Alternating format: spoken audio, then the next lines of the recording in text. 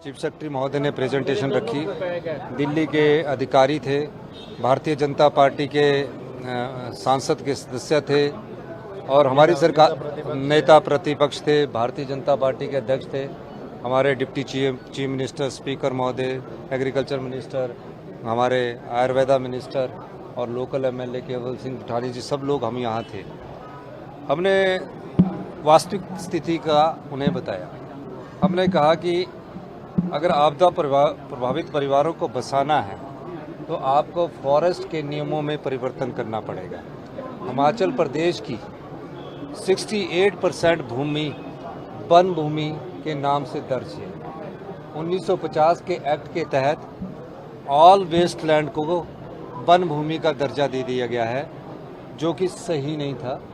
हमने कहा कि अगर आप आपदा प्रभावित परिवारों को मुख्यमंत्री के रूप में 1 बीघा जगह कहीं शिफ्ट करके देना चाहता हूं, तो वो मुख्यमंत्री के रूप में क्या केंद्रीय मंत्री के रूप में भी वो नहीं दे पाएंगे। तो इसका मतलब हुआ कि उस कानून को परिवर्तन करना पड़ेगा और आपदा प्रभावित परिवारों के लिए वन भूमि में जो हिमाचल प्रदेश की राज्य सरकार ने मांग की है कि 1 बीघा जगह दी जाए, कम से कम 1 बीघा जगह दी जाए, उसमें कानून में परिवर्तन करना पड़ेगा। उसकी प्रेजेंटेशन हमने दी। हमने प्रधानमंत्री जी से कहा कि स्पेशल रिलीफ पैकेज दीजिए। स्पेशल रिलीफ पैकेज देने के हमारा तकरीबन अभी तक 5,000 करोड़ का आरंभिक अनुमान है और ये अभी 10 से 12,000 करोड़ रुपये जा सकता है। सेंटर की टीम्स आई है। तीसरी बात हमने की कि जब सहायता तत्काल ना मिले और 2 वर्ष बाद मिले, 2023 की जो पीडीएन है 2 वर्ष, तो उसका कोई मूल्य नहीं रह जाता, औचित्य नहीं रह जाता है। उन्होंने हमारी बात को गंभीरता से समझा और हमने कहा कि जो डेथ का सर्टिफिकेट है उसको बनाने के लिए 7 साल लग जाते हैं। अब डेथ के सर्टिफिकेट में जिस परिवार की आपदा में डेथ होगी और वो मिसिंग है, तो उसके लिए हम राहत देना चाहते हैं 4 लाख रुपए की। वो कैसे दे, क्योंकि वो तो मिलता ही नहीं है। तो उस नियम में भी परिवर्तन करने की बात की, वन के नियम में भी परिवर्तन की बात की। हमने कहा नदियों की ड्रेजिंग और माइनिंग अलग अलग डिफाइन की है। अगर हम ड्रेज करके नदी के किनारे रख देते तो नदी दूसरी तरफ हो जाती, उसकी माइनिंग की भी परमिशन की हमने बात की। कुछ प्रशासनिक त्रुटियां थी। प्रधानमंत्री जी ने हमें आश्वासन दिया है कि मैं आपको 1500 करोड़ रुपए की सहायता दूंगा, फौरी राहत के तौर पर दूंगा। अब 1500 करोड़ क्या स्पेशल रिलीफ पैकेज के तौर पर आता है या स्कीम बेस्ड आता है, ये देखने की बात है। और निश्चित रूप से हमारा ये मानना है कि जब उन्होंने पूरे हालात को देखा, वो हिमाचल प्रदेश में पहले भी यहाँ भारतीय जनता पार्टी के इंचार्ज के रूप में कार्य कर चुके हैं, उन्होंने पूरा हिंदुस्तान को देखा है। तो हिमाचल के परिप्रेक्ष्य में हमने उनको अपनी प्रेजेंटेशन दी। 1 घंटे की प्रेजेंटेशन थी जिसमें हमारे चीफ सेक्रेटरी महोदय थे और हमने उनसे बातें की है। अब सहायता का जो घोषणा करके गई है, अब उसका इंतजार है कि वो जल्दी लागू हो। और उस सहायता से पहले हमें जो वन अधिकार नियमों में परिवर्तन करना है वो बहुत इम्पोर्टेंट है, ऑन लिमिट, हाँ ना। और दूसरे क्योंकि वो इसलिए भी इम्पोर्टेंट है कि उसके बगैर हम जो आपदा प्रभावित परिवार है अपनी ज़मीन पर बसना नहीं चाहते। वो कहते हैं कि हमारी ज़मीन ले लो, लेकिन हमको वन भूमि में कहीं 1 बीघा जहाँ कोई पेड़ नहीं लगा वहाँ सेफ साइड में हमें 1 बीघा दे दो। वो बहुत बड़ी बात है। हमने कहा कि प्रदेश में जो सड़कों का निर्माण हो, टनलिंग पर आधारित हो।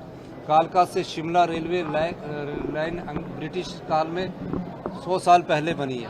103 टनल है, आज तक कभी नहीं रुका। तो टनलिंग का निर्माण हो और अल्टरनेट रूट के बारे में सोचा जाए। अल्टरनेट रूट में हमने कहा कि कांगड़ा पठानकोट से एक मनाली के लिए जो भुभुजोर टनल बन जाए, तो सीधा मनाली के लिए एक टनल बनकर जो कांगड़ा से जोड़ा जा सकता है। और जब कभी भी मनाली कभी भी बंद नहीं होगा, अभी तो ये बंद हो जाता है, कंप्लीट बंद हो जाता है। इस प्रकार की बात की। और हमने कहा कि एडिशनल बोरिंग 2% हमें दी जाए, ताकि हमारी जो आर्थिक स्थिति है उस स्थिति को हम पार किया जा सके। इस दृष्टिकोण से हमारी कई मुद्दों पर बात हुई है। प्रधानमंत्री जी ने कहा है कि हम उस पर गंभीरता से विचार करेंगे। कुछ नियम है उसको बदलने के लिए जहाँ परिवर्तन करना होगा, अधिकारियों की को दिशा निर्देश दिए। अब उस पर कितना अमली जामा पहुँचता है वो आने वाले समय में पता लगेगा। तो ये जो चेंजेस लाएंगे इसको आपको असेंबली में लाना होगा और ये सेंटर नहीं, ये पार्लियामेंट के पास ताकत है। अगर असेंबली में लाना होता तो हमने असेंबली में अभी ला दिया होता, ये पार्लियामेंट के पास था। सर, जिन लोगों की आपदा में मृत्यु हुई है उन लोगों के लिए क्या कुछ? देखिए, जिन लोगों की आपदा में मृत्यु हुई है, हिमाचल प्रदेश की सरकार ने एक स्पेशल रिलीफ पैकेज घोषित किया है। उसके तहत प्रधानमंत्री आवास योजना के तहत तो 1,30,000 रुपया मिलता है, लेकिन हमने कहा 1,30,000 में घर नहीं बनता है। हमने उस 1,30,000 की जगह 7 लाख रुपया प्रत्येक आपदा प्रभावित परिवार को, जो भी आपदा में जिसका घर टूट गया है, 7 लाख रुपया हिमाचल प्रदेश की सरकार देगी। आप जिसका घर टूटने के बाद जो उसके सामान होता है, बर्तन होते हैं, उसके लिए 70,000 रुपया एक्स्ट्रा दिया जाएगा। जिसका पशु चला गया, भैंस चली गई है, गाय चली गई है, उसको 55,000 रुपया, जितने की कीमत है उतने की गाय भैंस की कीमत के पैसे दिए जाएंगे। और जिनके जमीन में पानी घुस गया है उसको 1 बीघे का हम 10,000 रुपया प्रति बीघा किसी हिसाब से सीट हटाने का देंगे। तो ये हमारा हिमाचल प्रदेश का अपना आपदा राहत पैकेज है, जिसको कि हमने अपने लोगों के लिए, हिमाचल प्रदेश के लोगों के लिए घोषित किया है। सर, क्या लग रहा है, प्रधानमंत्री जी ने भी 1,500 करोड़ देने की घोषणा की है, हिमाचल सरकार ने कर दी है, प्रधान जी ने कहा कि राज्य ने भी जो उन्होंने अभी कहा उसके बाद का अगला कि मैं तत्काल 1,500 करोड़ रुपये देने की घोषणा करता हूँ। अब किस रूप में आता है ये देखना है। Thank you.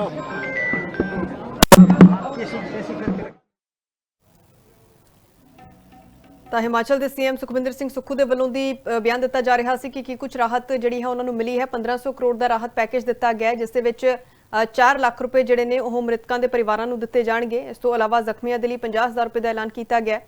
ਘਰਾਂ ਦੀ ਉਸਾਰੀ ਦੇ ਲਈ ਮਾਲੀ ਮਦਦ ਦਾ ਵੀ ਐਲਾਨ ਕੀਤਾ ਗਿਆ ਹੈ, ਜੋ ਪ੍ਰਧਾਨ ਮੰਤਰੀ ਦੇ ਵੱਲੋਂ ਦੀ ਇਹ ਰਾਹਤ ਪੈਕੇਜ ਦਿੱਤਾ ਗਿਆ ਹੈ।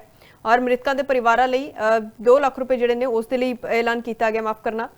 ਤੇ ਇਸ ਸਮੇਂ ਦੇ ਉੱਤੇ ਜੋ ਜ਼ਿਕਰ ਕੀਤਾ ਜਾ ਰਿਹਾ ਹੈ ਕਿ 1500 ਕਰੋੜ ਰੁਪਏ ਦਾ ਜਿਹੜਾ ਇਹ ਰਾਹਤ ਪੈਕੇਜ ਹੈ, ਪਰ ਸੁਖਵਿੰਦਰ ਸਿੰਘ ਸੁੱਖੂ ਦਾ ਕਹਿਣਾ ਹੈ ਕਿ ਕੀ ਇਹ ਸਪੈਸ਼ਲ ਪੈਕੇਜ ਦਿੱਤਾ ਜਾ ਰਿਹਾ ਹੈ ਜਾਂ ਫਿਰ ਕਿਸੇ ਸਕੀਮ ਦੇ ਤਹਿਤ ਦਿੱਤਾ ਜਾ ਰਿਹਾ ਹੈ, ਇਸ ਦੇ ਬਾਰੇ ਹਲੇ ਕਲੀਅਰ ਹੋਏਗਾ। ਹਲੇ ਇਸ ਦੇ ਬਾਰੇ ਕਲੈਰਿਟੀ ਨਹੀਂ ਹੈ, ਤਾਂ ਉਹਨਾਂ ਨੇ ਕਿਹਾ ਕਿ ਦੇਖਣਾ ਹੋਏਗਾ ਕਿ ਇਹ ਕਿਸ ਤਰੀਕੇ ਔਰ ਕਦੋਂ ਦਿੱਤਾ ਜਾਂਦਾ ਹੈ। ਹਾਲਾਂਕਿ ਉਹਨਾਂ ਨੇ ਜ਼ਿਕਰ ਕੀਤਾ ਕਿ ਉਹਨਾਂ ਦੇ ਵੱਲੋਂ ਆਪਣੇ ਤੌਰ ਦੇ ਉੱਤੇ ਵੀ, ਯਾਨੀ ਕਿ ਹਿਮਾਚਲ ਦੀ ਸਰਕਾਰ ਦੇ ਵੱਲੋਂ ਦੀ ਵੀ ਰਾਹਤ ਪੈਕੇਜ ਦਾ ਪਹਿਲਾਂ ਐਲਾਨ ਜਿਹੜਾ ਕੀਤਾ ਹੋਇਆ, ਜਿਸ ਦੇ ਵਿੱਚ ਵੱਖ-ਵੱਖ ਤੌਰ ਦੇ ਉੱਤੇ ਉਹਨਾਂ ਦੇ ਵੱਲੋਂ ਜ਼ਿਕਰ ਕੀਤਾ ਗਿਆ ਕਿ ਕਿਸ ਤਰੀਕੇ ਰਾਹਤ ਦਿੱਤੀ ਜਾ ਰਹੀ ਹੈ। ਹਾਲਾਂਕਿ ਕਈ ਤਬਦੀਲੀਆਂ ਦਾ ਵੀ ਉਹਨਾਂ ਨੇ ਜ਼ਿਕਰ ਕੀਤਾ ਹੈ ਕਿ ਜੋ ਪ੍ਰਧਾਨ ਮੰਤਰੀ ਨਰਿੰਦਰ ਮੋਦੀ ਦੇ ਸਾਹਮਣੇ ਰੱਖੀ ਗਈ ਹੈ। ਉਹਨਾਂ ਦੇ ਵੱਲੋਂ ਵਨ ਅਧਿਕਾਰ ਨਿਯਮ ਜਿਹੜੇ ਨੇ ਉਸ ਦੇ ਵਿੱਚ ਤਬਦੀਲੀ ਦੀ ਮੰਗ ਕੀਤੀ ਗਈ ਹੈ, ਤਾਂ ਕਿ 1 ਬਿਘਾ ਜ਼ਮੀਨ ਉਹਨਾਂ ਨੂੰ ਦਿੱਤੀ ਜਾ ਸਕੇ।